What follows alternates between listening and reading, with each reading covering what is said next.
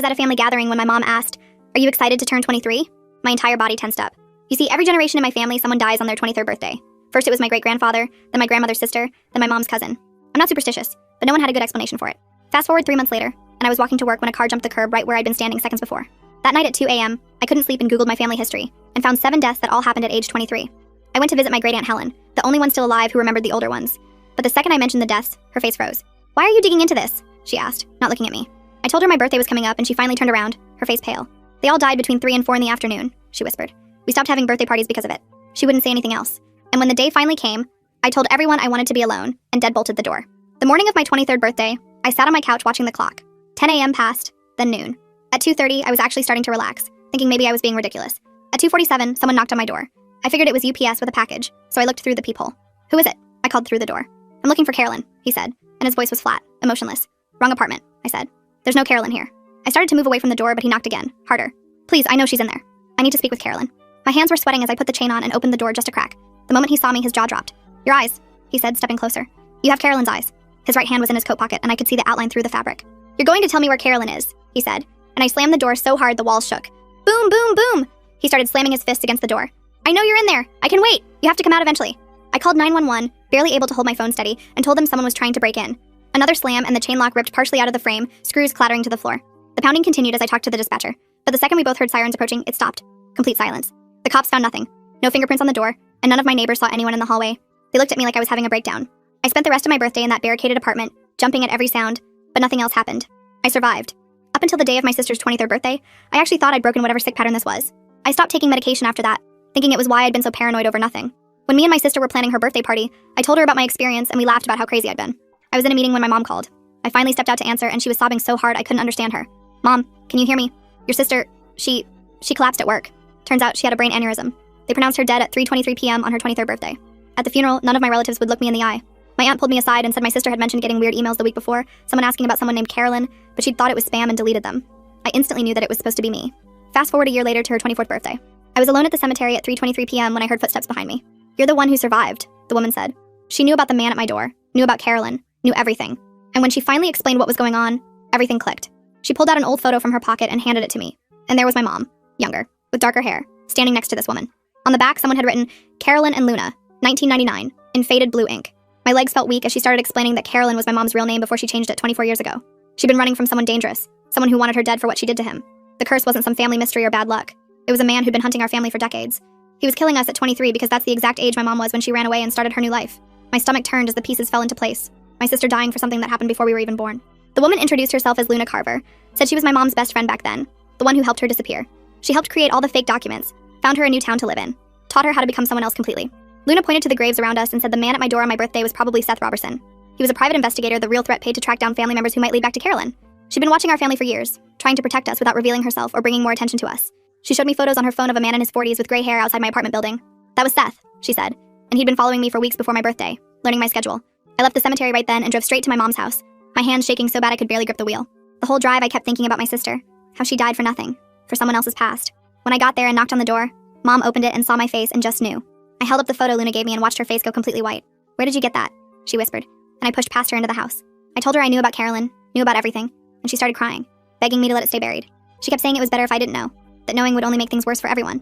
But I wasn't leaving without answers, not after my sister died because of her secrets. Mom finally sat down at the kitchen table and told me she testified against a very dangerous man when she was 23. She was the only witness brave enough to come forward after he killed 3 people, including her roommate. Her testimony sent him to prison for what was supposed to be life, and he swore in the courtroom he'd kill her. Not just her, but any children she ever had, and he'd wait until they were 23, the same age she was when she betrayed him. When I asked his name, she shook her head and grabbed a piece of paper from the drawer. She wrote something down with a shaking hand, showed it to me for 2 seconds, then burned it over the sink. She said speaking his name out loud might somehow bring him closer, like he had people listening everywhere.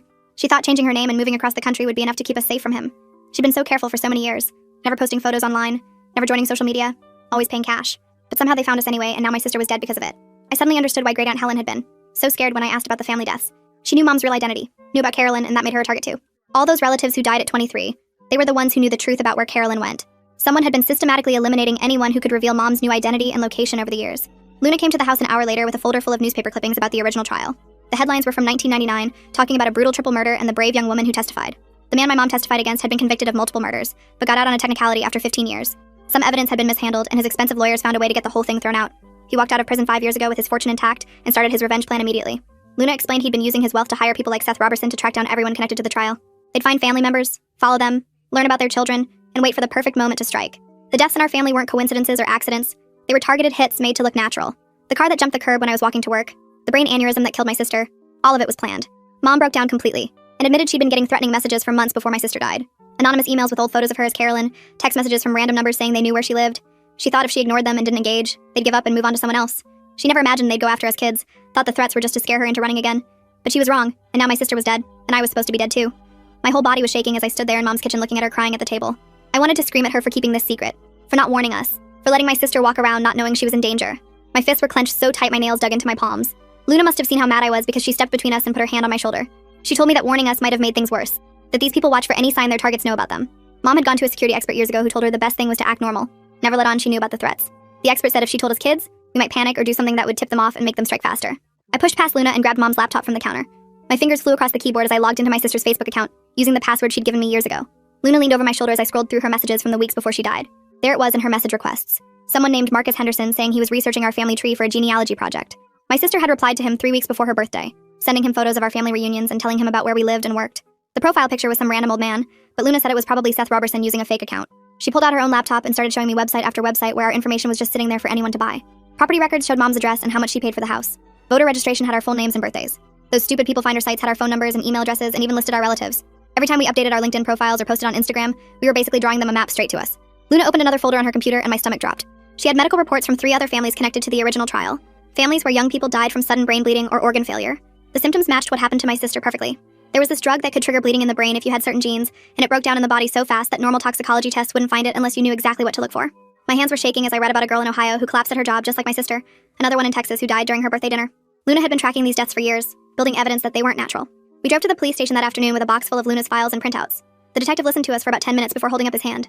He said without concrete proof of murder, without the actual drug in someone's system or video of someone poisoning them, there was nothing he could do. These were all just coincidences as far as the law was concerned. He suggested we hire private security if we were really worried and maybe think about moving somewhere else.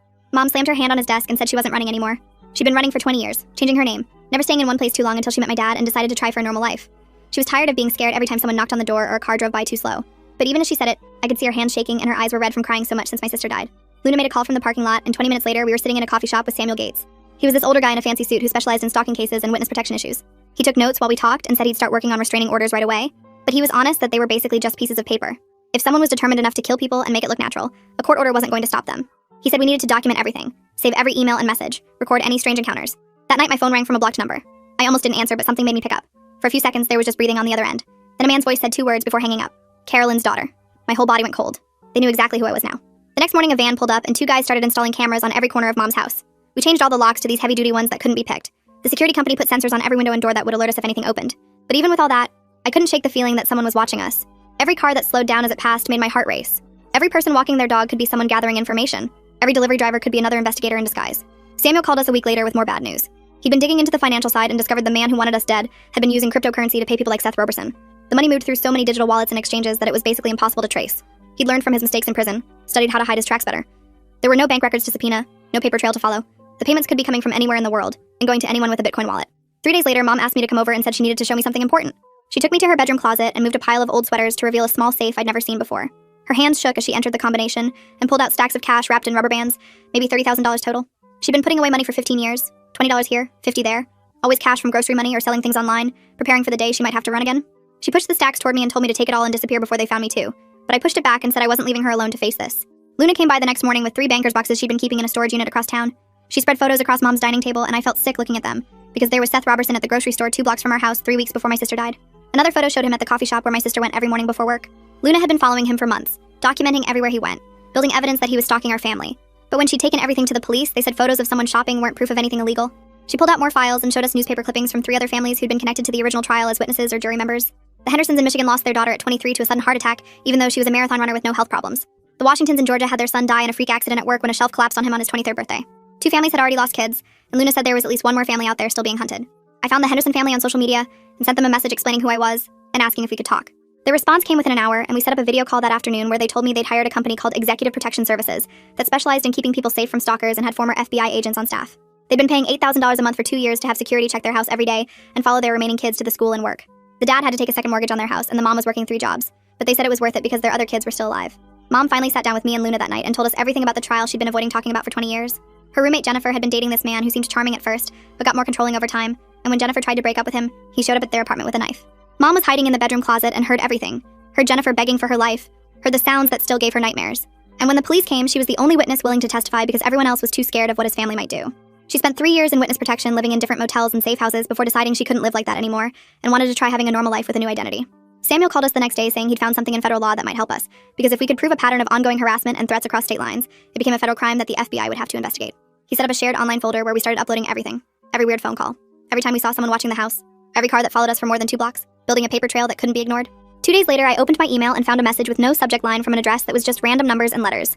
The message had 12 photos of me taken from outside my apartment at different times over the past month, me carrying groceries, me checking my mail, me leaving for work, and the text just said 23 over and over again, filling the whole screen.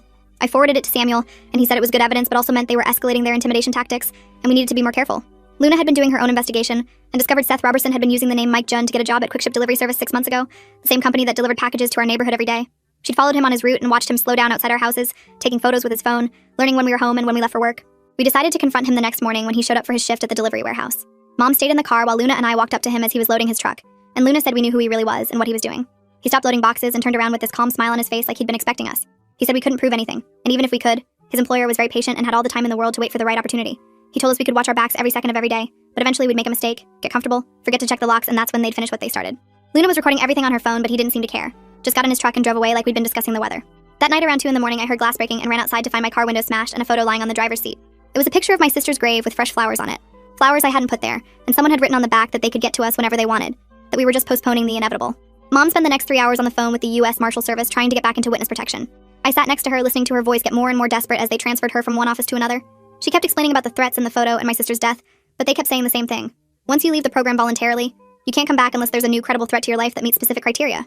The guy on the phone said harassment doesn't count, and neither do vague threats. They needed proof someone was actively trying to kill her right now, not just scare her. Mom hung up and threw the phone across the room where it cracked against the wall. Samuel suggested we hire someone to help us figure out how they kept finding us. He knew this researcher named Tristan Beck, who specialized in genealogy and tracking down missing people. I called Tristan that afternoon, and he came to the house with 2 laptops and a stack of papers. He spent 4 hours going through our social media, public records, and data broker sites while we watched. Every time he found our information somewhere new, he'd show us the screen and explain how anyone with $50 could buy our addresses, phone numbers, and relatives' names. He found our data in 12 different breaches from companies we'd never even heard of. Credit monitoring services, grocery store loyalty programs. Even my gym membership had all been hacked and our information sold online. Tristan kept digging and found something that made him stop typing. He pulled up a chart showing all the family members who died at 23 and started drawing lines between them. Every single one had been to Mom's wedding or her baby shower, or some event where they would have heard her real name mentioned. Great Aunt Helen had been her maid of honor. The cousin who died had helped her move into her first apartment. They weren't random family members at all. They were the ones who knew about Carolyn. Samuel called us the next morning saying he'd gotten a judge to sign a restraining order against Seth Robertson. The cops went to serve it at his apartment, but the place was completely empty. Not just that he'd moved out, but like nobody had ever lived there. The landlord said Seth had paid 6 months rent in cash up front and never caused any problems. The neighbors couldn't even describe what he looked like. Luna drove by his fake job at the delivery company, and they said Mike Junn hadn't shown up for 3 days, and they'd already hired someone new. 2 weeks later, my neighbor knocked on my door asking if I knew some woman who'd been asking about me. She was going door to door with a clipboard pretending to do a survey about neighborhood safety. My neighbor thought it was weird because she kept asking specific questions about our family and when we were usually home. Luna looked at the description and recognized her from another case she'd worked on. These people had a whole network, she said, rotating different investigators through so nobody got too familiar. They'd use one person for a few weeks, then switch to someone new before anyone caught on. I decided I was done hiding and being afraid all the time. I wrote up everything that had happened and posted it on Facebook and Twitter and Reddit. I named names, posted the photos they'd sent, included screenshots of the emails. I wanted everyone to know what was happening to us. Samuel called within an hour telling me to take it down. He said going public could make us bigger targets or inspire copycats who wanted attention. But I refused. I was tired of being hunted in the dark. The post started getting shared, and within a day, it had thousands of views. My phone wouldn't stop ringing with reporters wanting to interview us. Local news stations showed up at the house. Mom locked herself in her room and wouldn't come out. She kept saying the attention would make everything worse, but I thought maybe being in the spotlight would protect us. If everyone was watching, they couldn't just make us disappear. 3 days after the story went viral, I got a call from someone saying they were a federal prosecutor. At first I thought it was another reporter, but then they mentioned details that weren't in my posts. They knew about the trial 20 years ago and the other families being targeted. They'd been building a RICO case against the man who wanted Mom dead, but they needed more evidence. Our situation might be exactly what they needed to finally put him away. We met with the prosecutor and 2 FBI agents at Samuel's office. They showed us files on this man going back 30 years. He'd been suspected in dozens of crimes, but they could never get enough evidence. They said if we cooperated with their investigation, they could offer us federal protection. It wasn't full witness protection, but they'd have agents check on us regularly and monitor our communications. We agreed immediately. The protection turned out to be an agent driving by the house twice a day and calling once a week to make sure we were okay. It was better than nothing, but I still couldn't sleep. Every car that slowed down made me grab my phone. Every knock at the door made my heart race. A month later, I got an email from someone named Kayla Freeman. She said she was the nurse who'd been with my sister when she died. She'd been thinking about it ever since, and something didn't feel right. My sister had mentioned feeling dizzy for days before the aneurysm. She'd also told Kayla that she kept seeing the same car following her to work. Kayla said my sister had seemed scared, but tried to laugh it off. Kayla asked if we could meet in person because she had something she needed to show us that she couldn't talk about over the phone. We met at a coffee shop downtown and she kept looking around like someone might be watching. She pulled out a small cooler from her bag and slid it across the table to me. Inside were 3 vials with my sister's name on them. She'd saved blood samples for my sister against hospital rules because the whole thing felt wrong to her. The hospital would fire her if they found out, but she said she couldn't shake the feeling that something had been done to my sister. We took the samples to a private lab that Luna knew about, one that wouldn't ask too many questions about where they came from. The chain of custody was broken so it wouldn't hold up in court, but we just needed to know what happened. 2 weeks later, the results came back and I threw up when I read them. They found traces of a rare compound that can trigger aneurysms in people with certain genetic markers. The toxicologist said it was almost impossible to detect unless you were specifically looking for it. It wasn't enough for a murder charge since we couldn't prove how it got in her system, but now we knew for sure that someone had poisoned my sister. I got myself tested the next day and found out I have the exact same genetic marker my sister had. The doctor explained that this compound would have killed me too if I'd been exposed to it. Luna said the only reason I survived my birthday was probably because Seth couldn't get close enough to dose me since that man at my door had scared him off by being too aggressive. My sister hadn't been so lucky because she'd been talking to him online thinking he was family.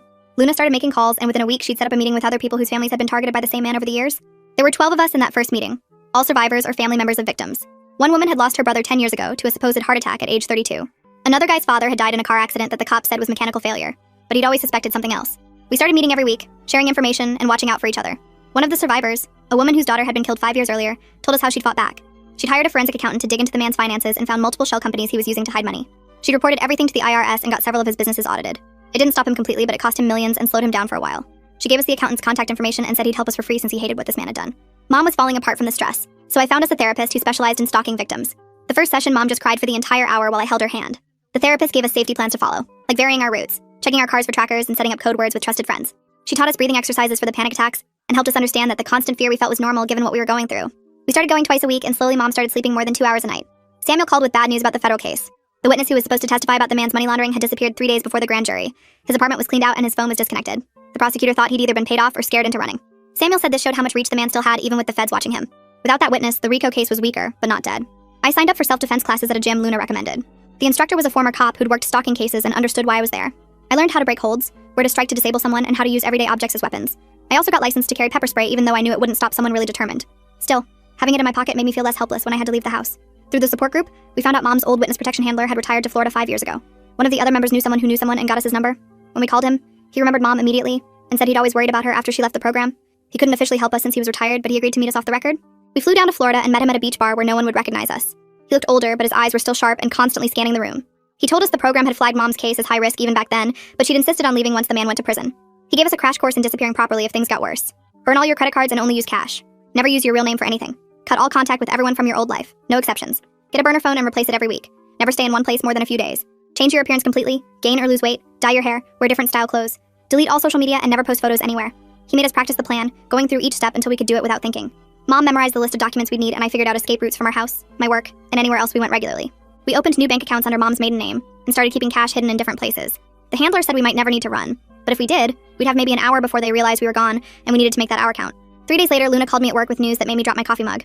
Seth Robertson had been arrested in Nevada on drug charges after a traffic stop found meth in his car. The cops ran his prints and found warrants in 3 other states for fraud and assault. Luna said he'd make bail, but it would take at least a week to process everything. I drove straight to Mom's house and found her packing boxes in the living room. She'd already decided we should live together for safety and was boxing up my old room to make space for my stuff. That weekend, I moved back home with 2 suitcases and my laptop. We spent the next 3 days turning the house into a fortress. Mom had already ordered security cameras online and they arrived in these huge boxes. I spent hours drilling holes and running cables while Mom programmed the system on her computer. We put cameras on every corner of the house pointing at the driveway, the backyard, and both side yards. The doorbell camera could see anyone who walked up the front steps. We replaced all the regular door locks with heavy deadbolts that the locksmith said would take serious tools to break. The windows got these special locks that stopped them from opening more than 4 inches. Mom wanted bars on the windows, but I convinced her that was too much. We did get motion sensor lights for the whole yard, though. They were so sensitive that every cat that walked through set them off. The alarm system cost $2,000, but Mom didn't care about the money anymore. It had door sensors, window sensors, glass break detectors, and panic buttons in every room. The company gave us these little key fobs that would call the cops if we pressed the button 3 times. Through the support group chat, we found out other families were doing the same thing.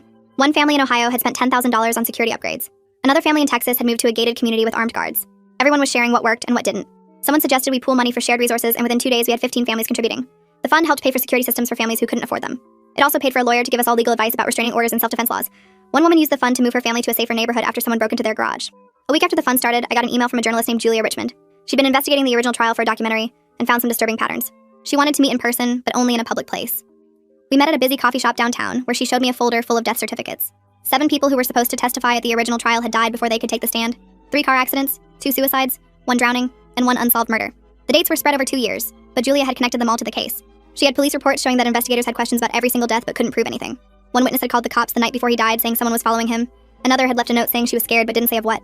Julia had been tracking down family members of the dead witnesses, and 3 of them told her their relatives had mentioned getting threats. She showed me photocopies of old letters, the paper yellow with age, all with the same message about keeping quiet. Samuel was excited when I told him about Julia's research. He said it could help establish a pattern of behavior for our civil suit. Within 2 days, he'd filed the paperwork suing the man for harassment, stalking, and intentional infliction of emotional distress. We knew the man had hidden his money in offshore accounts and shell companies, so we'd never see a penny. But Samuel said the point was to get everything on the legal record and force him to respond. The man's lawyers fought the suit hard, filing motion after motion to get it thrown out. They said we had no proof of any connection between their client and recent events, but the judge allowed it to move forward because of the pattern Julia had documented. 3 weeks later, we had to do depositions. The man would appear by video from prison while his lawyer sat in the room with us. Mom hadn't seen him in over 20 years and she was shaking when we walked into the conference room. Samuel held her hand while the tech people set up the video link. When the screen turned on and his face appeared, Mom made this sound like all the air left her body. He looked older, but his eyes were the same, cold and flat like a shark. He stared right at Mom through the camera and smiled this tiny smile. "Hello, Carolyn," he said, and Mom started crying. The lawyer objected, but the damage was done. Mom couldn't stop shaking and had to leave the room twice to throw up. But when she came back the 3rd time, something had changed. Her face was hard and her hands were steady. She looked right at the screen and said she wasn't afraid anymore. The deposition went on for 4 hours with his lawyer trying to trip us up. But Mom answered every question clearly, describing the threats from decades ago and the fear she'd lived with. When it was over, Mom told Samuel she wanted to go public with everything. She was done hiding and wanted the world to know what this man had done. Julia was thrilled when we agreed to participate in her investigation. She'd already interviewed 6 other families and had boxes of documents. We spent 3 days at Julia's office going through everything, scanning old photos and papers. Mom recorded 8 hours of interviews, telling the whole story from the beginning. Julia's article came out 2 weeks later on the front page of the Sunday paper. The headline read, "Decades of Death, How One Man's Revenge Destroyed Multiple Families." It had photos of all the victims, timelines showing the patterns and quotes from 15 different families. The online version included documents and audio clips. Within hours, it had been shared thousands of times. My phone started ringing nonstop with reporters wanting to follow up. 3 more families contacted Julia after reading the article, saying they'd lost relatives the same way. The FBI agent assigned to our case called the next morning saying the article had given them what they needed. The publicity had brought forward 2 witnesses who'd been too scared to talk before. One had recordings of phone calls where the man discussed having people killed. By that afternoon, federal agents had arrested him on RICO charges that could mean life in prison. But Luna warned us that his network was still active. Seth Robertson had made bail and disappeared, probably warning others. The man had used dozens of people over the years and they were still out there. Some might want revenge for their boss going down. Others might be looking to collect on jobs they'd already been paid for. We couldn't let our guard down just because the main threat was locked up. The other families felt the same way, and our group chat was full of people reporting suspicious activity. One family in Chicago said a van had been parked outside their house for 3 days straight. Samuel filed papers for the trial that morning and said we'd have to testify in 6 months. Mom's hands shook when she signed the witness forms, but she kept writing anyway. The support group meetings moved from my living room to a community center when 40 more families joined us after the newspaper article. We printed flyers with warning signs to watch for and passed them out at every meeting. Luna helped us file for nonprofit status so we could get funding to help families with security costs. I went back to my office job but parked in different spots every day and took the stairs instead of the elevator. My coworkers thought I was paranoid when I checked under my car before getting in, but I didn't care. Mom met someone named Jerome at the support group whose wife had been killed by her stalker 5 years ago. They started getting coffee after meetings and I saw her smile for real for the first time since my sister died. The federal prosecutor called every week with updates and said they had enough evidence to put him away forever. 3 months passed with us all checking in daily and sharing any weird stuff we noticed. Mom and Jerome were going to dinner twice a week and she even let him come to our security check meetings. The trial date got pushed back twice because his lawyers kept filing motions, but Samuel said that was normal. I installed 3 more cameras at Mom's house and taught her how to use pepper spray properly. Our organization grew to 200 families and we started a website with resources and emergency contacts. Local news did a follow-up story showing how we were helping people and donations started coming in. Mom told me Jerome made her feel safe again, and I was happy she found someone who understood what we'd been through. The trial finally started and we sat in the courtroom watching them bring him in wearing shackles. Mom grabbed my hand when he looked at us, but she didn't look away this time. I testified for 3 hours about my birthday and what happened to my sister. Mom testified the next day and told them everything about being Carolyn and running for 20 years. The jury took 2 days to come back with guilty verdicts on all charges. When the judge read life without parole, the man stared at Mom and mouthed Carolyn, but she just stared back without flinching. We organized a memorial for my sister on what would have been her 25th birthday. The whole family came this time and we finally told everyone the truth about the curse and what really happened. My aunts and uncles cried when they heard how my sister died and why we'd kept it secret. We planted a tree in the park with a plaque that had her name and the date. Seth got arrested 2 weeks after the trial for trying to intimidate another witness. They put him in the same jail as his boss while he waited for his own trial. The guard found him hanging in his cell 3 days later with a bedsheet around his neck. Luna said someone probably killed him to keep him quiet about the network, but the cops called it suicide. Another person from the network got picked up in Texas trying to threaten one of the other families. Our support group kept meeting every week and more people kept joining as word spread. Mom moved in with Jerome after 6 months and sold the house that had so many bad memories. I helped her pack up my sister's room and we donated her clothes to charity. We kept her jewelry and photos but let go of everything else that hurt too much to see. My job let me work from home 3 days a week so I didn't have to worry about my commute as much. I still checked mirrors and looked over my shoulder, but the fear wasn't as sharp anymore. Mom and Jerome got engaged on the 1-year anniversary of the trial ending. Life wasn't normal and never would be, but we were building something better from what was left. Mom and I talked every day and went to therapy together once a month. We started a scholarship in my sister's name for nursing students since that's what she wanted to be. The organization helped 50 families get restraining orders and connected them with security companies. 3 more people from his network got arrested when they tried to collect on old jobs. I dated someone for a few months but couldn't handle the anxiety of bringing someone new into this mess. Mom understood and said there was no rush to move forward faster than I was ready. We visited my sister's grave every month and told her about our lives and how we were doing. The fear would always be there, but we learned to live around it instead of letting it control everything. Mom smiled more now and even laughed at Jerome's bad jokes sometimes. We were closer than we'd ever been before, connected by survival and the promise to keep living for my sister. And that's the whole thing. Nothing over the top, just the story as it happened. Thanks for hanging out with me. It always feels like catching up with a buddy. We'll do it again soon.